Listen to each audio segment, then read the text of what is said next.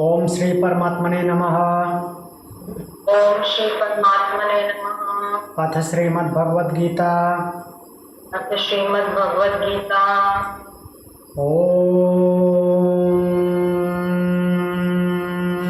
पूर्णमद पूर्णमद पूर्णमिदं पूर्णमिदं पूर्णात् पूर्णमुदच्यते पूर्णात् पूर्णमुदच्यते पूर्णस्य पूर्णमादाय पूर्णस्य पूर्णमादाय पूर्णमेवावशिष्यते। पूर्णमेवावशिष्यते। ओम शांति शांति शांति।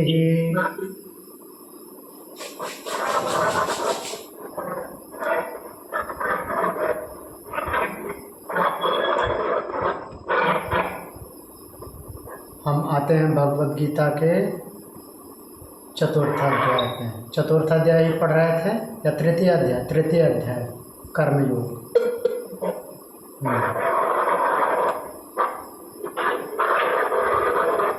कर्मयोग का हमने 9 नंबर श्लोक देखा था।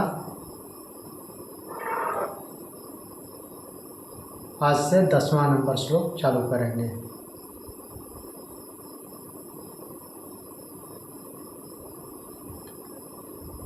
तो रिवीजन कर लेते हैं थोड़ा सा। 5 नंबर से शुरू किया था, 5 से 9 तक रिवीजन करेंगे, उसके बाद आगे बढ़ेंगे।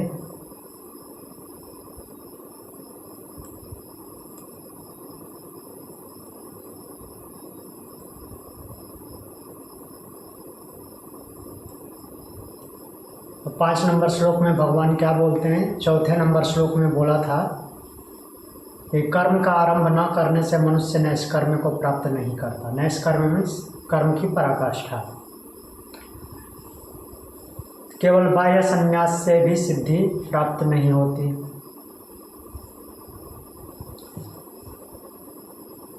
बोलते हैं कि न ही कश्चित क्षणमपि जातु तिष्ठत्य कर्मकृत कार्यते हेवसः कर्म सर्वं प्रकृति जैर्गुण है।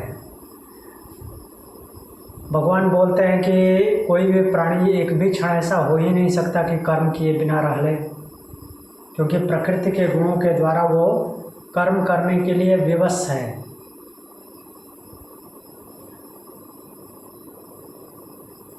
इससे आगे बढ़ते हैं तो अगला श्लोक बोलते हैं,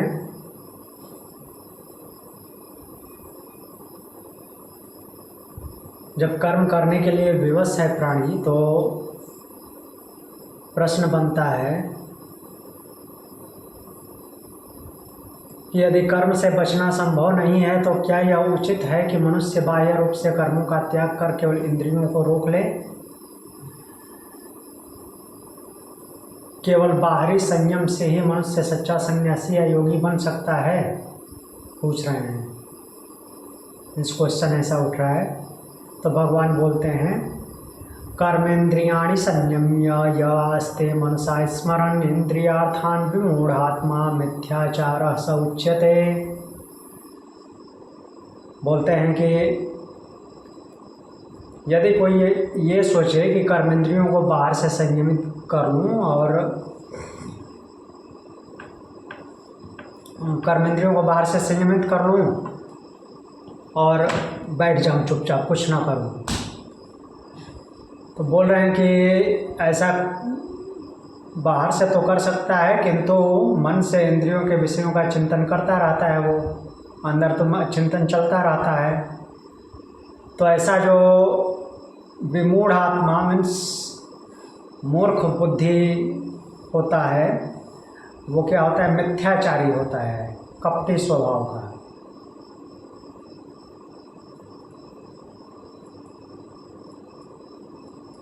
फिर अगला श्लोक बोलते हैं,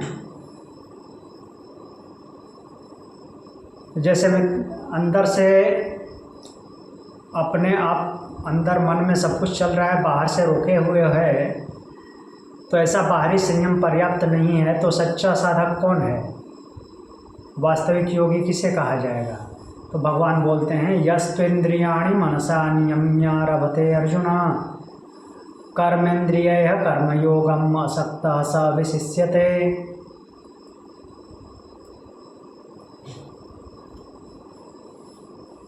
बोलते हैं कि हे अर्जुन, जो व्यक्ति मन के द्वारा इंद्रियों को नियंत्रित करके कर्मेंद्रियों से आसक्ति रहित होकर कर्म योग का आरंभ करता है, वही वास्तव में श्रेष्ठ होता है। मन के द्वारा इंद्रियों को नियंत्रित किया और कर्मेंद्रियों में आसक्त न रहते हुए कर्म करता है, वही श्रेष्ठ है।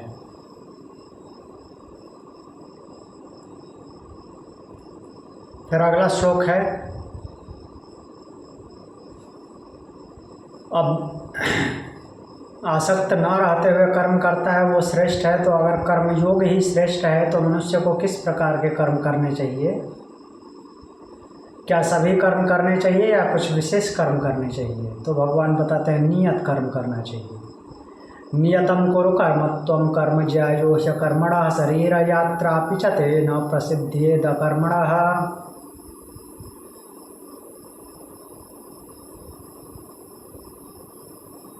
अर्थात यहाँ पे बोल रहे हैं कि अपने नियत कर्म करो। भगवान निर्देशित करते हैं कि नियत कर्म करो। नियतम कुरु कर्मत्व,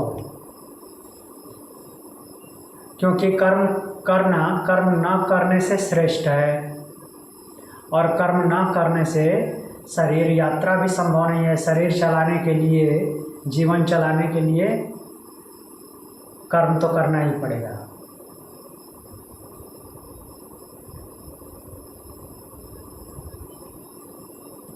फिर अब इस पर प्रश्न बनता है कि यदि कर्म करना अनिवार्य है तो क्या हर कर्म मनुष्य को बंधन में डालता है, बांधता है, या कर्म करते हुए वो मनुष्य मुक्त रह सकता है? तो भगवान यज्ञ का कॉन्सेप्ट ला रहे हैं। बोलते हैं यज्ञार्थात् कर्मण्यत्र लोकोऽयं कर्म बंधना तदर्थं कर्म कौन्तेय मुक्त संग समाचर। बोल रहे हैं कि यज्ञार्थ कर्म करो। यज्ञार्थ मतलब लोक कल्याण के लिए। यज्ञ के लिए किए गए कर्म के अतिरिक्त अन्य सभी कर्म जो हैं वो बंधन का कारण है, बांधते हैं। इसलिए आसक्ति से मुक्त होकर यज्ञ भाव से कर्म करो। अब इससे आगे आज बढ़ेंगे 10 नंबर श्लोक। 9 नंबर श्लोक में भगवान ने अर्जुन को कर्मयोग का अत्यंत गहरा सिद्धांत बताया। यज्ञार्थ से किए गए कर्म ही बंधन से मुक्त करते हैं, अन्यथा कर्म बंधन का कारण बनते हैं।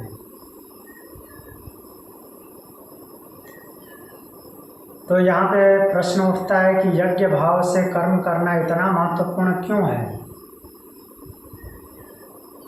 क्या यह केवल आध्यात्मिक सिद्धांत है या सृष्टि के मूल नियम का भाग भी है?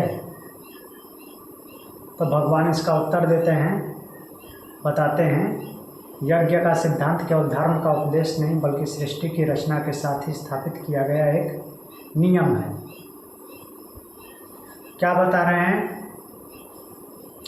स यज्ञा प्रजा सृष्ट्वा पुरोवाच प्रजापते अनेन प्रसविष्यध्वम् एष वोस्त्विष्टकामधो।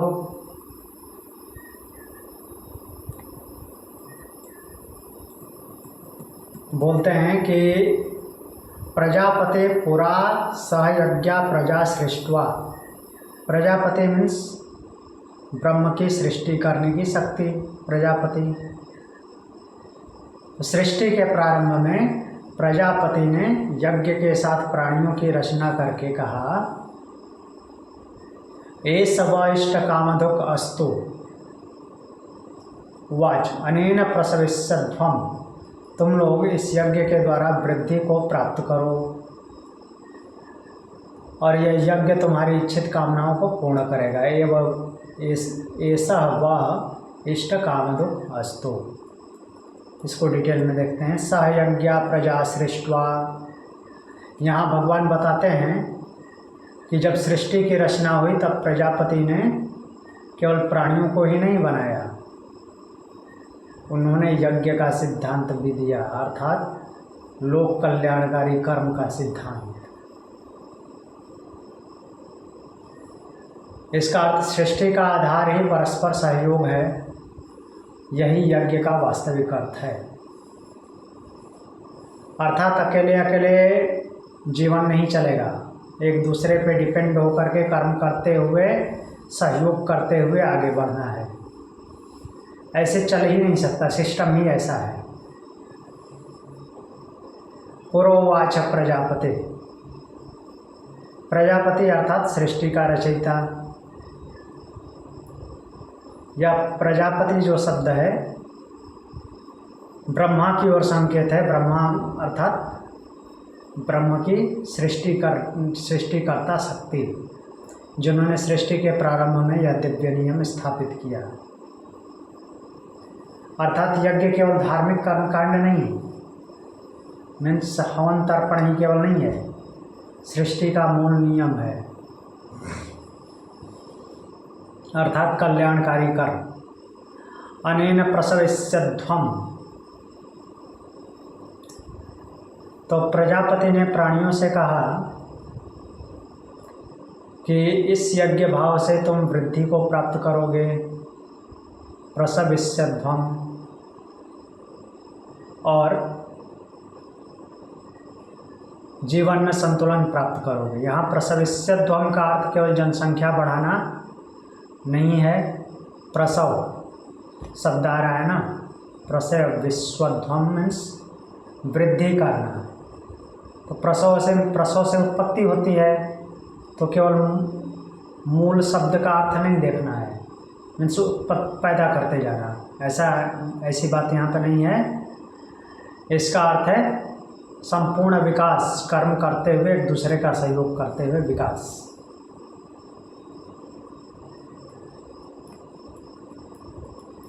एष वो द्विष्ट कामधुक्, कामधुक् का अर्थ है कामधेनु की तरह इच्छाओं को पूर्ण करने वाला। कौन? यज्ञार्थ कर्म। यदि मनुष्य यज्ञ भाव से जीवन जीता है तो प्रकृति स्वयं उसकी आवश्यकताओं की पूर्ति करती है। जब वो दूसरों को सहयोग करेगा तो रिवर्स उसको मिलेगा, अपने आप आएगा वापस।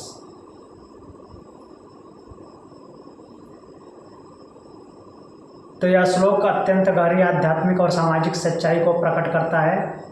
सृष्टि का संतुलन तीन तत्वों प्रकृति, मनुष्य और देवत्व पर आधारित है। तो जब मनुष्य यज्ञ भाव से कर्म करता है तो यह संतुलन बना रहता है। आगे देखेंगे यह संतुलन कैसे है। परंतु जब मनुष्य केवल स्वार्थ में डूब जाता है तो प्रकृति का संतुलन भी बिगड़ जाता है, लोभ में जब पड़ता है तो। अगला श्लोक देखते हैं। परस्पर सहयोग की बात को आगे बढ़ाते हैं। तो पिछले श्लोक में क्या बोला भगवान ने? इस सृष्टि के आरंभ में प्रजापति ने प्राणियों की रचना यज्ञ के साथ की और उनसे कहा, इस यज्ञ के द्वारा तुम समृद्धि और विकास को प्राप्त करो, यही तुम्हारी इच्छाओं को पूर्ण करने वाला होगा। यज्ञ अर्थात कर्म। अब प्रश्न उठता है कि यज्ञ से समृद्धि कैसे प्राप्त होती है? यज्ञ का देवताओं और प्रकृति से क्या संबंध है? यज्ञ से देवता और प्रकृति हमको क्यों कुछ देंगे, क्या संबंध है? उसी को भगवान बताते हैं। देवान् भावयतानेन ते देवा भावयन्तु वः परस्परं भावयन्तः श्रेयः परमवाप्स्यथ। श्रेय की बात आई है, प्रेय की बात नहीं आई है। भगवान क्या बोल रहे हैं? अनेन देवान् भावयत, इस यज्ञ के द्वारा देवताओं को पुष्ट करो, देवताओं को भावित करो। ते देवा वा भावयन्तो, वे देवता तुम्हें भावित करेंगे, तुम्हें पुष्ट करेंगे। परस्परम भावयन्तः, एक दूसरे को भावित करते हुए अर्थात एक दूसरे को पुष्ट करते हुए, परम श्रेय अवाप्स्यथ, तुम परम कल्याण को प्राप्त करोगे। भगवान यही बोल रहे हैं कि सृष्टि का संतुलन परस्पर सहयोग पर आधारित है। अकेले अकेले नहीं चलती सृष्टि। मनुष्य यज्ञ द्वारा देवताओं को पुष्ट करता है और देवता मनुष्य को समृद्धि प्रदान करते हैं। ये कौन है देवता? देवान भावयतानेन। यहाँ देव शब्द का अर्थ कोई स्वर्गीय देवता, कहीं अलग ऐसा स्वर्ग एक जगह है जहाँ पे देवता लोग बैठे रहते हैं, ऐसी कोई बात नहीं है। यहाँ पे देव का अर्थ है प्रकाश देने वाली, जीवन को पोषित करने वाली शक्तियाँ। जैसे सूर्य हो गया, बारिश हो गई, वायु हो गया, पृथ्वी हो गई, जहाँ जहाँ से हमको एनर्जी, ऊर्जा मिलती है। तो सूर्य का संबंध अग्नि से है, वर्षा का संबंध जल से है, वायु का वायु से है, ये पृथ्वी का मीन्स पृथ्वी से मीन्स पृथ्वी महाभूत है। वो महाभूतों से शक्तियाँ मिलती हैं अलग अलग रूप में। तो इन सभी शक्तियों को ही वेदों में या श्रुतियों में देव कहा गया है। जब मनुष्य यज्ञ भाव से कर्म करता है तो इन शक्तियों के प्रति कृतज्ञता और संतुलन बनाए रखता है। यज्ञ भाव से अर्थात निस्वार्थ निष्काम भाव से कर्म करता है तो ये पुष्ट होते हैं। जब लोभ हमें पड़ जाता है तो इनको डैमेज करता है, तो वो फिर वापस डैमेज करते हैं। और जब यज्ञार्थ कर्म करेगा मीन्स निष्कपट निष्पाप भाव से काम करेगा तो वो भी पुष्ट होते हैं। ये देव पुष्ट होते हैं और वो वापस बदले में हमको भी बहुत कुछ मिलता है, अच्छी अच्छी चीज़ें मिलती हैं। ते देवा भावयन्तु वह। जब मनुष्य प्रकृति और देवताओं का सम्मान करता है तो प्रकृति भी मनुष्य को समृद्ध करती है। जैसे सूर्य जीवन देता है, वर्षा अन्न उत्पन्न करती है, वायु प्राण ऊर्जा देती है, पृथ्वी पोषण करती है, इस प्रकार देवता मनुष्य को पुष्ट करते हैं। परस्परम भावयन्तः। तो यहाँ गीता एक अत्यंत गहरा सिद्धांत बताती है, परस्परम भावयन्तः। सृष्टि का आदर्श जो है परस्पर सहयोग करना है, एक दूसरे से भावित होना। प्राणी अकेला नहीं जी सकता, उसका जीवन प्रकृति से, समाज से और दिव्य शक्तियों से जुड़ा हुआ है। जब यह परस्पर सहयोग बना रहता है तभी सृष्टि में संतुलन बना रहता है, नहीं तो सृष्टि का संतुलन बिगड़ता है। श्रेय परमवाप्स्यथ। इस परस्पर सहयोग का अंतिम फल परम श्रेय है, मुक्त हो जाना। श्रेय का अर्थ वास्तविक कल्याण और जीवन की परम सफलता। प्रेय की बात नहीं कर रहे हैं भगवान, श्रेय की बात कर रहे हैं। जब यज्ञार्थ कर्म करेंगे तो श्रेय को प्राप्त हो जाएंगे।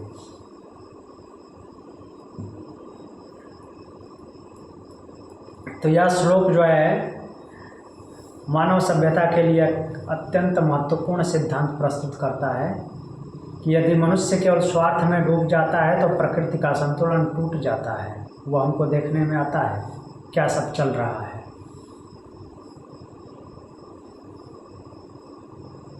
पैसे के लिए सब कुछ तहस नहस हो रहा है, प्रकृति बर्बाद हो रही है, न कि केवल पर्सनल लेवल पे नहीं, देश के लेवल पे।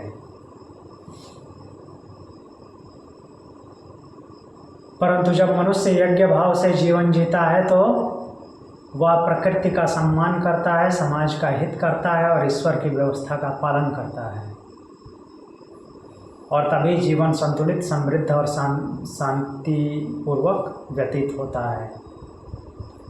यह श्लोक हमको याद दिलाता है हमारा जीवन केवल व्यक्तिगत नहीं है, परस्पर सहयोग से चलता है। हमारा हर काम समाज को, प्रकृति को और भविष्य को प्रभावित करता है, केवल वर्तमान को ही नहीं भविष्य को भी प्रभावित करता है।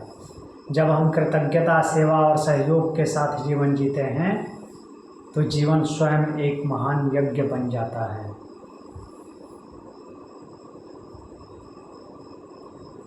इससे आगे बढ़ते हैं 12वें नंबर श्लोक पे। 11वें श्लोक में भगवान ने कहा, मनुष्य और देवताओं के बीच परस्पर सहयोग का सिद्धांत बताया उन्होंने। भगवान बोलते हैं कि मनुष्य यज्ञ के द्वारा देवताओं को पुष्ट करे, देवता मनुष्य को समृद्ध करें और इस प्रकार परस्पर सहयोग से परम कल्याण प्राप्त हो। अब यहाँ स्वाभाविक प्रश्न उठता है कि यदि देवता मनुष्य को जीवन के लिए आवश्यक वस्तुएं प्रदान करते हैं तो मनुष्य का उनके प्रति क्या कर्तव्य है, देवताओं के प्रति क्या कर्तव्य है। और यदि मनुष्य केवल उन उपहारों का उपभोग करे परंतु उन्हें लौटाए नहीं तो क्या होगा। मान लीजिए कि देवताओं को पुष्ट किए, देवताओं ने इच्छित भोग प्रदान किए, मनुष्य उनका अब उनके प्रति क्या कर्तव्य होगा, उसको कैसे उपभोग करना है। यदि केवल उनका उपभोग करे और उन्हें लौटाए नहीं तो क्या होगा। लौटाए नहीं मीन्स लोक कल्याण में न लगाए, जो मिल गया अपने आप में हजम कर ले तो क्या होगा। भगवान बोलते हैं, इष्टान भोगान ही वो देवा दास्यन्ते यज्ञ भाविता तैर्दत्तान प्रदायभ्यो यो भुक्तेस्तेन एव सह। यहाँ पे भगवान उसको चोर बता रहे हैं। यज्ञ भाविता देवा वैष्टान भोगान ही दास्यते। यज्ञ से संतुष्ट देवता इच्छित भोग अवश्य देंगे, फल मिलना ही है, इसमें संदेह नहीं है। या तय दत्तान एभ्य अप्रदाय भुंक्ते सह स्तेन एव। परंतु जो व्यक्ति उनके द्वारा दिए गए जो उपहार हैं, भोग हैं, उनको क्या करता है, अप्रदाय, किसी को नहीं देता, किसी को यूज करने नहीं देता, तो क्या बोल रहे हैं उसको, सस्तेन एव, वह वास्तव में चोर है। एव आया है सब मीन्स चोर ही है, दबाव देके बोल रहे हैं भगवान। तो जो देवताओं के द्वारा इच्छित भोग प्राप्त हुआ उसको खुद ही कंज्यूम कर लिया, किसी और में वितरित नहीं किया, अर्थात लोक कल्याणकारी कर्म नहीं किया। ये श्रृंखला है, एक बार कर दिया ऐसा नहीं कि हो गया। जैसे कर्म संस्कारों की श्रृंखला है वैसे ही ये कर्म की श्रृंखला है, सेम संस्कार से ही जुड़ा हुआ है। अब लोक कल्याण के लिए उसका यूज नहीं किया, जो भी मिला, तो अब क्या हो गया, वो एक प्रकार से चोर है, चोरी कर रहा है, दूसरे के हिस्से को भी अपना बना करके कंज्यूम कर लिया। जो भी किसी को प्राप्त होता है कुछ भी, उसमें पूरे समाज का हिस्सा होता है, केवल ह्यूमन बीइंग का नहीं, पूरी प्रकृति का। तो उससे जो हमको फायदा हुआ और उससे जो ऊर्जा जनरेट हुई, जो शक्ति हमारे पास आई और जो मीन्स हमें संसाधन मिले, उनका फिर से यूज करना है प्रकृति को और देवताओं को पुष्ट करने में। उसको केवल अपने आप में नहीं रख लेना है। तो बोलते हैं भगवान, इष्टान भोगान ही वो देवा दास्यन्ते। भगवान बताते हैं कि देवता मनुष्य को जीवन के लिए आवश्यक वस्तुएं प्रदान करते हैं। जैसे सूर्य से प्रकाश मिलता है, वर्षा से अन्न मिलता है, पृथ्वी से जीवन। ये सभी वस्तुएं वास्तव में देवताओं के उपहार हैं। यज्ञ भाविता, यज्ञ भावित का अर्थ है यज्ञ से संतुष्ट होकर। जब मनुष्य कृतज्ञता प्रकट करता है, प्रकृति का सम्मान करता है और यज्ञ भाव से जीवन जीता है, तब जो देव शक्तियाँ हैं, जिनको हमने अभी देखा, देव शक्तियाँ, वो संतुलित और अनुकूल रहती हैं। कब? जब वो यज्ञार्थ कर्म करेगा और कृतज्ञता प्रकट करेगा। तैर्दत्तान प्रदायभ्य। तो भगवान यहाँ पे एक नैतिक संदेश देते हैं, सिद्धांत बताते हैं कि जो वस्तुएं हमें मिली हैं वे केवल हमारी नहीं हैं। तैर्दत्तान प्रदायभ्य, वे वास्तव में प्रकृति की देन है। अचानक से क्रिएट होकर हमको नहीं मिल गई, प्रकृति के माध्यम से हमको मिली है, प्रकृति की देन है, समाज की देन है। तो इसलिए उनका कुछ भाग वापस देना भी आवश्यक है। फिर से प्रकृति को पुष्ट कीजिए, तभी फिर आगे मिलेगा। नहीं तो आप चोरी करके बैठ गए। यो भुगते निस्तेने वसा। यदि मनुष्य केवल कोई भोग करता है परंतु लौटाता नहीं और कृतज्ञता नहीं रखता, तो गीता उसे स्तेन अर्थात चोर कहती है। यहाँ चोरी का अर्थ केवल भौतिक चोरी नहीं, कोई सामान उठा लिया किसी का, तो केवल इतना ही नहीं है। यह प्रकृति और समाज के साथ अन्याय रूपी चोरी है। मीन सर्विस प्रोवाइड ना करना, सर्विस की चोरी कर लेना।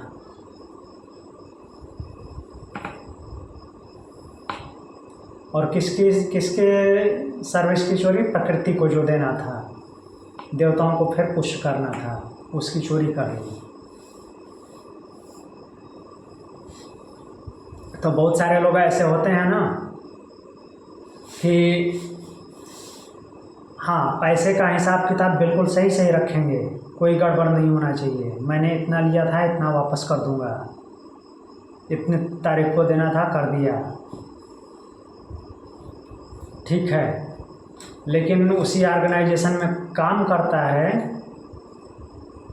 तो ऑफिस पहुंचना है 10 बजे, 11 बजे पहुंच रहा है, 4 बजे के बदले 3 बजे निकल जाता है, तो उसके दिमाग में ये नहीं आता ये भी एक चोरी है, जबकि वो भी चोरी है। और उसके दिमाग में मीन्स वो क्या धारणा बनाए रखा है कि मैं किसी से कुछ लेता नहीं, जिसका लेता हूँ एकदम एक्यूरेट वापस कर देता हूँ, मैं चोर नहीं हूँ।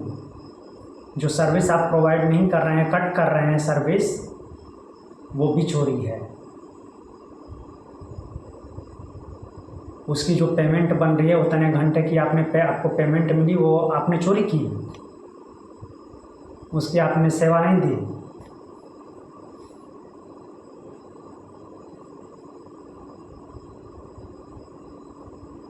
तो यह श्लोक जीवन में गहरे नैतिक सत्य को प्रकट करता है। प्राणी का जीवन केवल उपभोग के लिए नहीं है, जीवन का धर्म है कृतज्ञता, सहयोग और सेवा। जब मनुष्य केवल लेने का भाव रखता है तो यह सृष्टि के संतुलन को नष्ट करता है, परंतु जब वह देने का भाव रखता है तब जीवन यज्ञ बन जाता है। आगे बढ़ें। कुछ पूछना है? नहीं तो अगला श्लोक पे चलते हैं। श्लोक 13 पे चलते हैं। भगवान ने 12वें श्लोक में जो फिर से देवताओं को पुष्ट नहीं करता, प्रकृति को पुष्ट नहीं करता, उसको भगवान ने क्या बोला? चोर बोला। देवताओं द्वारा प्रदान किए भोग को खुद ही भोग लेता है, कोई कृतज्ञता प्रकट नहीं करता, कोई यज्ञ भाव प्रस्तुत नहीं करता, फिर से दोबारा पुष्ट नहीं करता, तो वह चोर के समान है। अब प्रश्न उठता है कि यदि मनुष्य देवताओं के उपहारों का उपभोग कर रहा है तो उसे किस प्रकार का उपभोग करना चाहिए, किस प्रकार से उसका उपभोग करना चाहिए कि वह पाप का भागी ना बने? उसका कोई रूल है क्या? भोग करना स्वयं में दोष है? भोग करना ही नहीं चाहिए, या उसका तरीका महत्वपूर्ण है? बताते हैं तरीका भगवान। यज्ञशिष्टासिनः संतो मुच्यन्ते सर्वकिल विषय भुंजते ते त्वघं पापा ये पचत्यात्मकारणात्।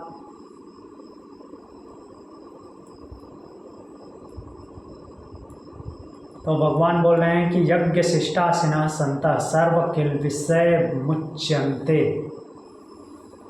यज्ञ के बाद बचा हुआ जो प्रसाद है अर्थात भोजन, प्रसाद मतलब कि जो भी कुछ प्राप्त हुआ वो जो बच गया, किसके बाद, समाज सेवा के बाद, फिर से वापस प्रकृति को और देवों को पुष्ट करने के बाद जो बच गया, बहुत कुछ बचता है, वो बहुत कम लेते हैं। तो ऐसा प्रसाद ग्रहण करने वाले सज्जन लोग सभी पापों से मुक्त हो जाते हैं, खुद ही संतुष्टि मिलती है। हाँ, आज इतने लोगों की भलाई कर दी, इतने प्राणियों की सेवा कर दी।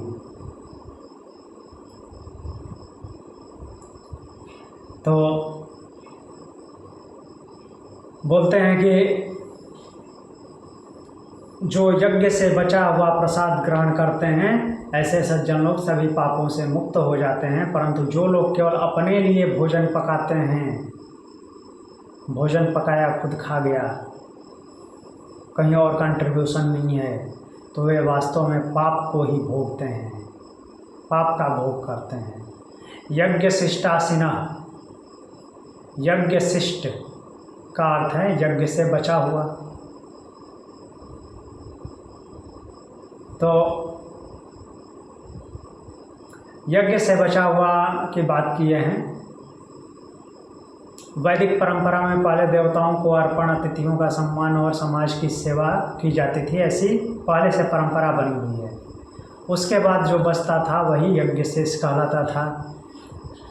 तो एक प्रकार से ये जो है देवताओं को अर्पण, अतिथियों का सम्मान, ये क्या है कि विजुअल है, देखने में आता है, बट वास्तविकता क्या है कि प्रकृति के माध्यम से बाकी पशु पक्षियों की, पेड़ पौधों की सेवा।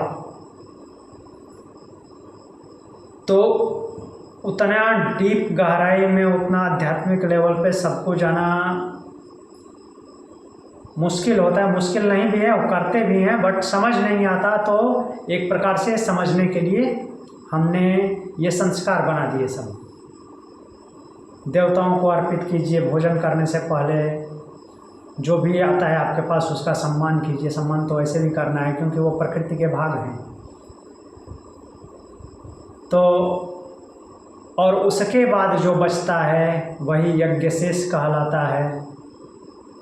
तो आपके पास बहुत कुछ बचता है, ऐसा तो है नहीं कि दूसरे लोग आके खा जाते हैं, आपको थोड़ा बचता है। जो आपके पास है उसमें से थोड़ा ही कोई दूसरा लेता है,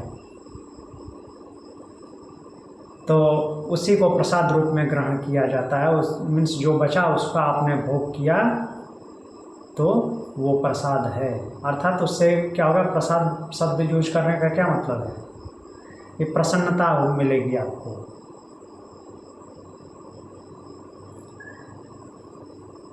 संतो मुच्यते सर्वकिल विषय, मुच्यन्ते नॉट मुच्यते। तो जो व्यक्ति यज्ञ शेष को प्रसाद समझकर ग्रहण करता है उसका मन कृतज्ञता और पवित्रता से भर जाता है, कृतज्ञ हो जाता है, धन्य हो जाता है। ऐसे व्यक्ति का जीवन स्वार्थ से मुक्त, सेवा से युक्त और धर्म से प्रेरित होता है और इसलिए वह पापों से मुक्त हो जाता है। भुंजते ते त्वघम पापा, भगवान बोलते हैं इस सेंटेंस के माध्यम से कठोर सत्य बताते हैं। भुंजते ते त्वघम पापा, मनुष्य केवल अपने सुख के लिए, स्वार्थ के लिए, लोभ के लिए जीवन जीता है तो वह वास्तव में पाप का उपभोग करता है। ये पचन्त्यात्म कारणात्, आत्म कारणात् का अर्थ केवल अपने लिए। क्या बोल रहे हैं भगवान? भगवान बोलते हैं कि स्वार्थपूर्ण जीवन की आलोचना कर रहे हैं। यहाँ पे बोलते हैं कि जो व्यक्ति केवल अपने लिए कमाता है, केवल अपने लिए पकाता है और केवल अपने लिए जीता है, वह जीवन के यज्ञ सिद्धांत को भंग करता है। अपने लिए पकाना, अपने लिए जीना, अपने लिए कमाना और अपने ही कंज्यूम करके ख़त्म, तो ये यज्ञ सिद्धांत का को भंग करता है और वो पाप को खाता है, बोलते हैं भगवान। क्यों? जो कुछ भी आपके पास आया वो बाकी लोगों के कंट्रीब्यूशन से आया है।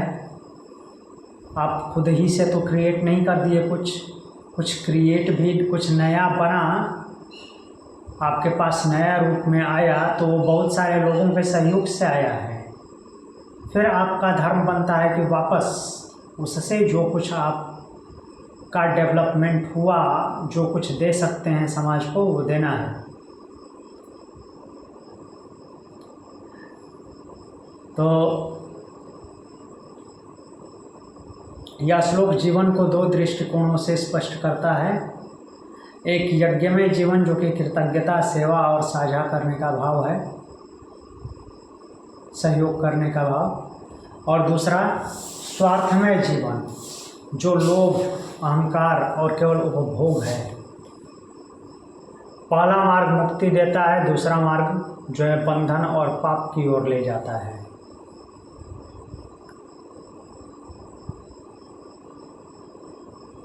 अब आगे दो श्लोक देखेंगे, 14 और 15 नंबर श्लोक। बहुत ही इम्पॉर्टेंट है, जो अभी तक पढ़ रहे थे उसी को समराइज करके इस श्लोक में बताया है भगवान ने। पिछले श्लोक में भगवान ने अर्जुन को बताया कि जो मनुष्य यज्ञ से इसका सेवन करता है वह पापों से मुक्त हो जाता है, परंतु जो केवल अपने लिए पकाता है वह वास्तव में पाप को ही भोगता है। तब यहाँ पे प्रश्न बनता है कि यज्ञ का सृष्टि और जीवन से इतना गहरा संबंध क्यों है? सृष्टि और जीवन से इतना गहरा संबंध क्यों है यज्ञ का? ऐसा क्या है? क्या यज्ञ केवल धार्मिक अनुष्ठान है जो हवन करते हैं, हम तर्पण करते हैं, अग्निहोत्र करते हैं, क्या केवल वही है? या संपूर्ण प्रकृति के संचालन का सिद्धांत है? क्या है ये? तो भगवान बताते हैं, चक्र बताते हैं भगवान, चक्र बना देते हैं। क्या होता है? बोलते हैं अन्नाद् भवन्ति भूतानि पर्जन्यादन्न संभवा यज्ञाद् भवति पर्जन्यो यज्ञः कर्म समुद्भवा कर्म ब्रह्मोद्भवं विद्धि ब्रह्माक्षर समुद्भवं तस्मात् सर्वगतं ब्रह्म नित्यं यज्ञे प्रतिष्ठितम्।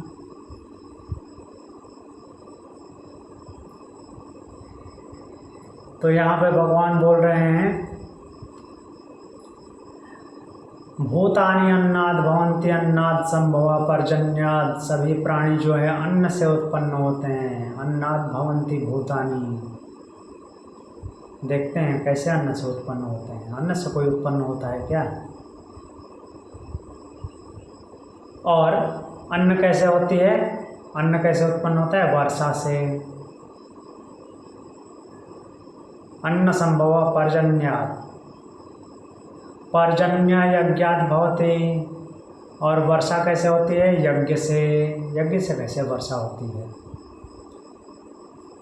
यज्ञ कर्म समुद्भवः, और यज्ञ कर्म से उत्पन्न होता है। ये तो यज्ञ कर्म से उत्पन्न होता है, ये समझ तो आ ही गया होगा, इतने 3-4 श्लोक पढ़े कि यज्ञ क्या है। और फिर बोल रहे हैं कर्म ब्रह्मोद्भवं विद्धि, कर्म को ब्रह्म से उत्पन्न जानो। ये भी पीछे हमने देख लिया, प्रजापति ने ऐसे सिस्टम बनाया,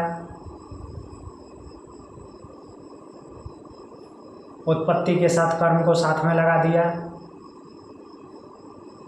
ब्रह्माक्षर समुद्भवम, और ब्रह्म को किससे उत्पन्न जानो? ब्रह्म किससे उत्पन्न हुआ है? अक्षर से। अब यहाँ पे कन्फ्यूजन हो रहा है, ब्रह्म तो सर्वव्यापी है, वो कहाँ से उत्पन्न हो गया। यहाँ पे ब्रह्म का अर्थ अलग है।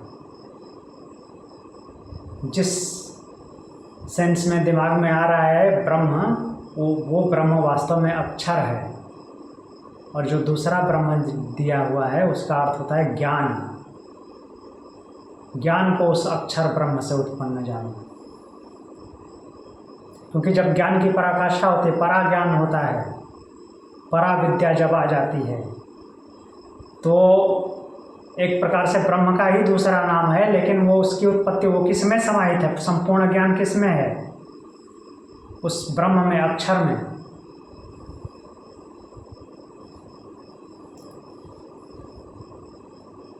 तत्र निरतिशयम सर्वज्ञ बीजम, सर्वज्ञता का बीज है वो। तो ये इस ब्रह्म का अर्थ ज्ञान है, और अक्षर का अर्थ जो है वास्तव में ब्रह्म है। तस्मात् सर्वगतम ब्रह्म, और जो ब्रह्म अक्षर है अर्थात परम सत्य से उत्पन्न है, तस्मात् सर्वगतम ब्रह्म नित्यम यज्ञे प्रतिष्ठितम, वह सर्वव्यापक ब्रह्म सदैव यज्ञ में प्रतिष्ठित है। तब आगे इसका विस्तार देखते हैं। अन्नाद भवन्ति भूतानि, भगवान सृष्टि के पोषण का पहला सिद्धांत बताते हैं। सभी प्राणियों का जीवन अन्न पर आधारित है, इसलिए भगवान बोल रहे हैं अन्नाद भवन्ति भूतानि। सारे प्राणी अन्न से उत्पन्न होते हैं। क्यों? क्योंकि अन्न आधार है। अन्न नहीं होगा तो जीवन संभव नहीं है। अन्न का मतलब केवल गेहूं चावल नहीं, कोई भी प्राणी जो उसका भोजन है, किसी भी प्रकार का भोजन करता हो, वेजिटेरियन, नॉन वेजिटेरियन या फिर मिक्स दोनों, ओमनीवोरस हो, हर्बीवोरस हो, तो जो भी उसका भोजन है उसको अन्न बोला जाता है।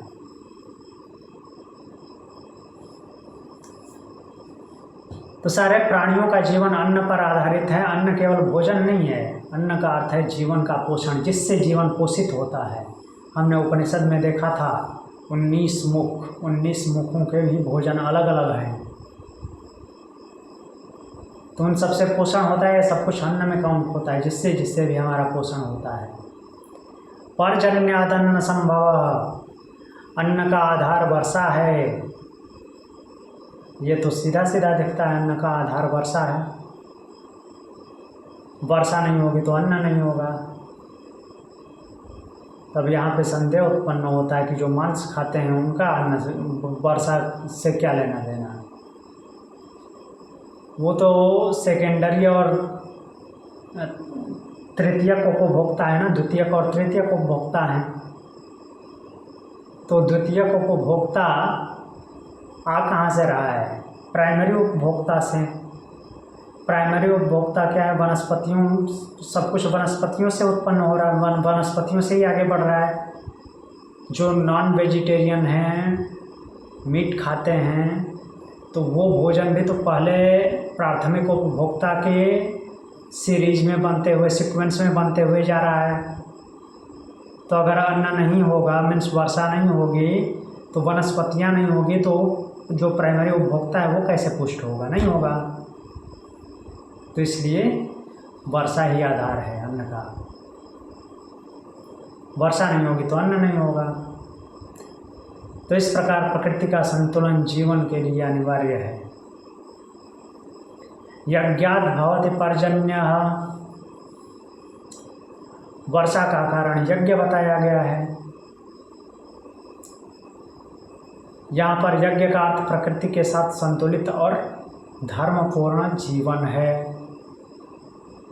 जब प्रकृति के साथ संतुलन बैठा के रखेंगे, डिस्टरबेंस नहीं करेंगे, तो समय से वर्षा होगी। उथल पुथल मचाएंगे तो वर्षा भी नहीं होगी। जब मनुष्य प्रकृति का सम्मान करता है तो प्रकृति भी अनुकूल रहती है। यज्ञ कर्म समुद्भव, यज्ञ स्वयं कर्म से उत्पन्न है। वास्तव में कर्मों से ही तो यज्ञ बनता है। अर्थात जब मनुष्य अपने कर्तव्य कर्म को धैर्यपूर्वक करता है तो वही कर्म यज्ञ बन जाता है। कर्म ब्रह्मोद्भवम विद्धि, कर्म का मूल स्रोत क्या है? ब्रह्म। यहाँ पे ब्रह्म का अर्थ ज्ञान है। कर्म कैसे होता है? ज्ञान से। ज्ञान ही सही दिशा निर्देश करता है, ऐसा कर्म करो आगे बढ़ोगे। तो यहाँ पे जो ब्रह्म शब्द आया है उसका अर्थ है ज्ञान। ज्ञान जो है दिशा निर्देशित करता है कर्म करने के लिए, इस तरह से कर्म करो। ब्रह्माक्षर समुद्भवम, और वह ब्रह्म अर्थात ज्ञान अक्षर जिसका कभी क्षरण नहीं होता उस परमात्मा से उत्पन्न हुआ है। अक्षर का अर्थ है परम सत्य परमात्मा, और जो यहाँ पे ब्रह्म शब्द आया है वो ज्ञान के लिए आया है। ब्रह्म का शब्द का यूज नॉर्मली परम ब्रह्म के लिए होता है, लेकिन कहीं कहीं स्पेसिफिक जगह पे जहाँ पे अब ये यहाँ पे ज्ञान शब्द नहीं दिया हुआ है तो ज्ञान की जगह पे ब्रह्म शब्द का उपयोग हुआ है। क्योंकि अक्षर शब्द आया है तो दोनों का यूज ब्रह्म के लिए नहीं हो सकता, और अक्षर चूँकि जिसका क्षरण ना हो सीधे सीधे ये ब्रह्म की ही बात कर रहा है, इस परमात्मा की बात कर रहा है, इसका और कोई अर्थ नहीं निकलता। अब दिमाग में आगे नहीं, अक्षर तो जो हम अल्फ़ाबेट पढ़ते हैं वर्णमाला उसको भी बोलते हैं, उसको इसीलिए बोलते हैं कि उसके और टुकड़े नहीं हो सकते, वो उसीलिए अक्षर है।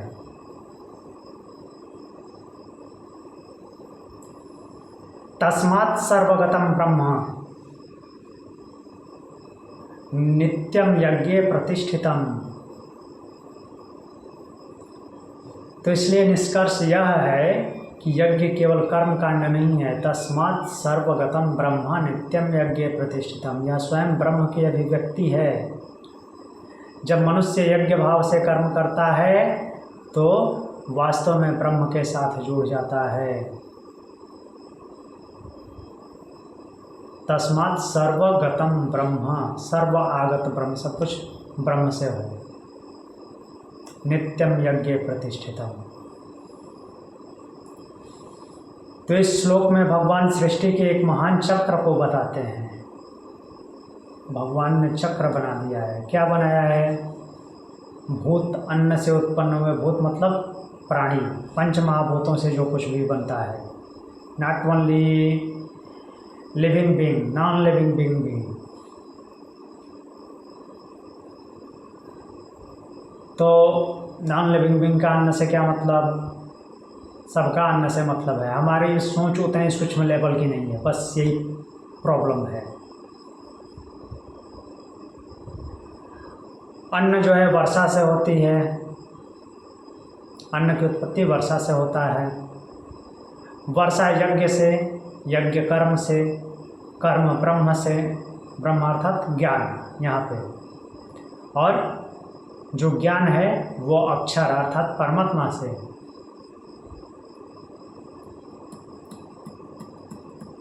अब इस चक्र का अर्थ है संपूर्ण सृष्टि एक दिव्य व्यवस्था के अंतर्गत चल रही है।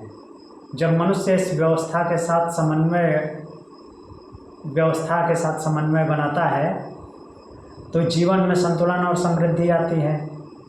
ये दोनों श्लोक हमें सिखाते हैं कि मनुष्य प्रकृति से अलग नहीं है, प्रकृति का ही भाग है। हमारा जीवन पृथ्वी से, वर्षा से, अन्न से और ब्रह्म से जुड़ा हुआ है। इसलिए जब हम अपने कर्म को यज्ञ भाव से करते हैं तो हम केवल समाज की सेवा नहीं करते, बल्कि संपूर्ण सृष्टि के संतुलन में योगदान करते हैं। ठीक, तो आज के लिए इतना ही। कुछ पूछना है?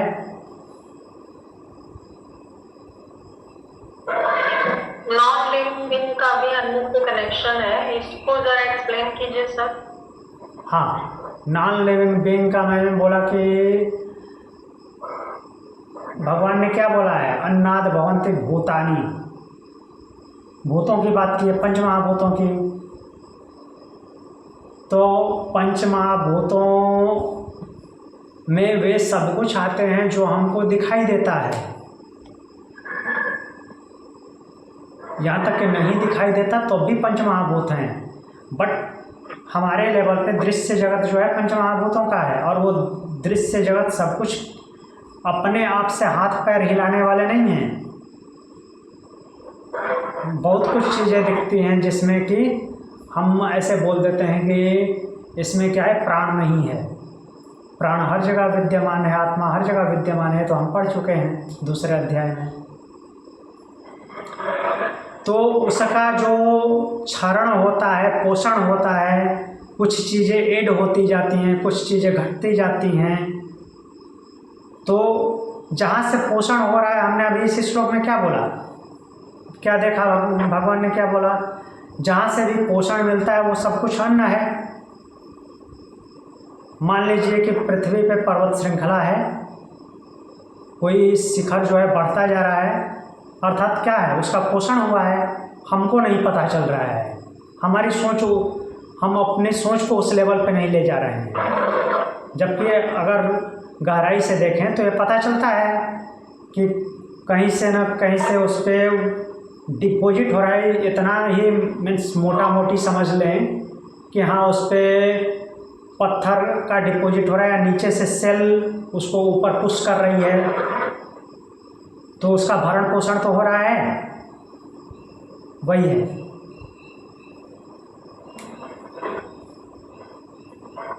तो मतलब जैसे बारिश की वजह से नदियां सर, हाँ, तो फिर वो उनका अन्न है। हाँ, वो उनका अन्न है। ऐसे कोई ना कोई कुछ ना कुछ एक छोटी सी चीज में अगर फंगस भी आ रही है तो वो उसका अन्न है। हाँ, तो ये पूरा फूड मतलब सब कुछ ऐसे चल रहा है। हाँ, जहाँ जहाँ पे मीन्स वृद्धि हो रही है वो सब कुछ क्या है, उसको कुछ प्राप्त हुआ, वो जो प्राप्त हुआ वो जिसकी वजह से वृद्धि हुई वो उसका अन्न है।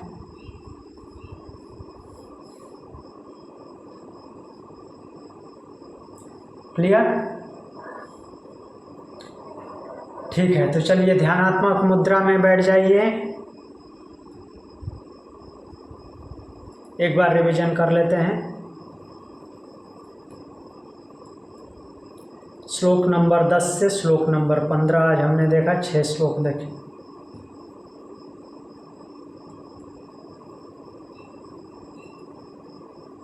तो 10वें श्लोक से रिवीजन करेंगे। 10वें श्लोक में भगवान ने बोला है, सह यज्ञा प्रजा सृष्ट्वा पुरोवाच प्रजापति अनेन प्रसवस्वध्वम एष वोस्तिष्ठ कामधो। प्रजापति, सृष्टि के प्रारंभ में प्रजापति ने यज्ञ के साथ प्राणियों की रचना करके कहा, तुम लोग इस यज्ञ द्वारा वृद्धि को, समृद्धि को प्राप्त करो, यह यज्ञ तुम्हारी इच्छित कामनाओं को पूर्ण करने वाला हो। यज्ञ अर्थात लोक कल्याणकारी कर्म। अब अगला श्लोक भगवान बोलते हैं, अब प्रश्न बनता है इस पे कि यज्ञ से समृद्धि कैसे प्राप्त होती है, यज्ञ का देवता और प्रकृति से क्या संबंध है। तो भगवान बोलते हैं, देवान् भावयतानेन ते देवा भावयन्तु वा परस्परं भावयन्तः श्रेय परमवाप्स्यथ। बोलते हैं कि इस यज्ञ के द्वारा देवताओं को पुष्ट करो और वे देवता तुम्हें पुष्ट करेंगे। इस प्रकार एक दूसरे का पोषण करते हुए तुम परम कल्याण को प्राप्त करोगे। यहाँ पे देवता का मतलब है प्राकृतिक शक्तियाँ, इंक्लूडिंग सेंसेस जो हमारे शरीर में भी हैं। आगे श्लोक देखते हैं। पिछले श्लोक में भगवान ने क्या बोला कि मनुष्य यज्ञ के द्वारा देवताओं को पुष्ट करे, देवता मनुष्य को समृद्ध करें और इस प्रकार परस्पर सहयोग से परम कल्याण प्राप्त हो। अब स्वाभाविक प्रश्न बनता है कि यदि देवता मनुष्य को जीवन के लिए आवश्यक वस्तुएं प्रदान करते हैं तो मनुष्य का उनके प्रति क्या कर्तव्य है, और यदि मनुष्य केवल उन उपहारों का उपभोग करे परंतु उन्हें लौटाए नहीं तो क्या होगा। भगवान बोलते हैं इष्टान भोगान ही वो देवा दास्यन्ते यज्ञ भाविता तैर्दत्तान प्रदायज्ञे यो भूंगते स्तेन एव सह। भगवान बोलते हैं कि यज्ञ से संतुष्ट देवता तुम्हें इच्छित भोग अवश्य देंगे। ऐसा नहीं है कि रिजल्ट नहीं आएगा, परंतु जो व्यक्ति उनके द्वारा दिए गए उपहारों को उन्हें लौटाता नहीं है और खुद ही भोग कर जाता है तो वो वास्तव में चोर है।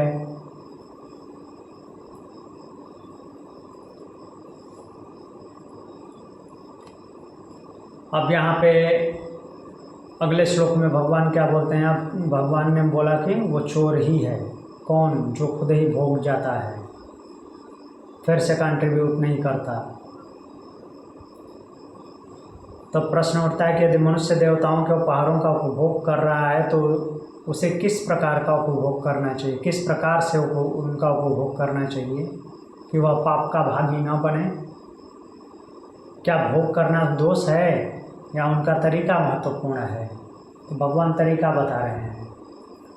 यज्ञ शिष्टासिना संतो मुच्यन्ते सर्वकिल विषय भुंजते ते त्वघम पापा ये पचन्त्यात्म कारणात्।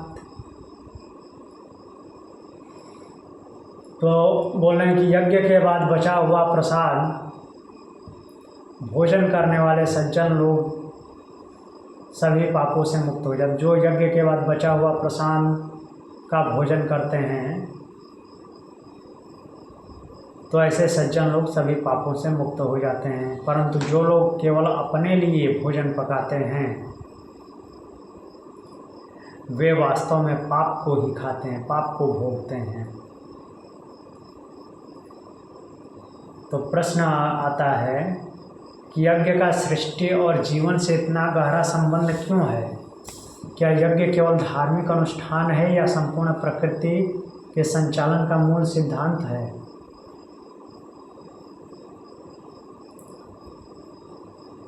तो इसी प्रश्न का उत्तर देते हुए भगवान इन 2 श्लोकों में सृष्टि के चक्र का रहस्य बताते हैं। अन्नाद् भवन्ति भूतानि पर्जन्यादन्न संभवः यज्ञाद् भवति पर्जन्यो यज्ञः कर्म समुद्भवः कर्म ब्रह्मोद्भवं विद्धि ब्रह्माक्षर समुद्भवं तस्मात् सर्वगतं ब्रह्म नित्यं यज्ञे प्रतिष्ठितम्।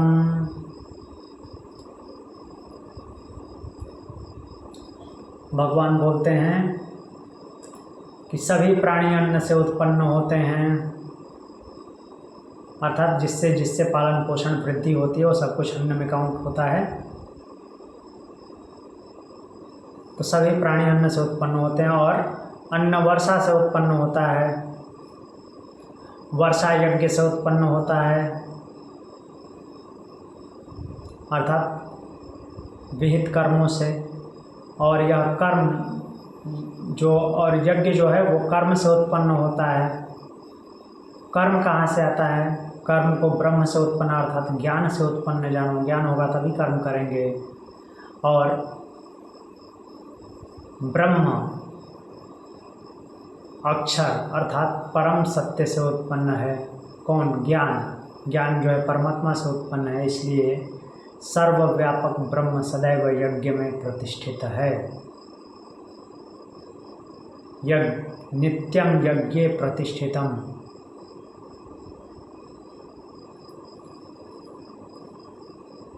तो आज के लिए इतना ही। चलिए सुक्ति पाठ कर लेते हैं। एडाप्ट नमस्कार मुद्रा। ओम तत्सदिति श्रीमद्भगवद्गीतासु उपनिषत्सु ब्रह्म विद्यायां योगशास्त्रे श्रीकृष्णार्जुन संवादे कर्मयोगो नाम तृतीयोऽध्यायः।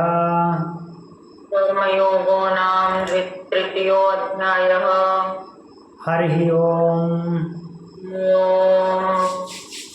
शब्द और पंख। हथेलियों को हाथ पे रखेंगे, धीरे से हटाएंगे। ओम शांति। ओम शांति।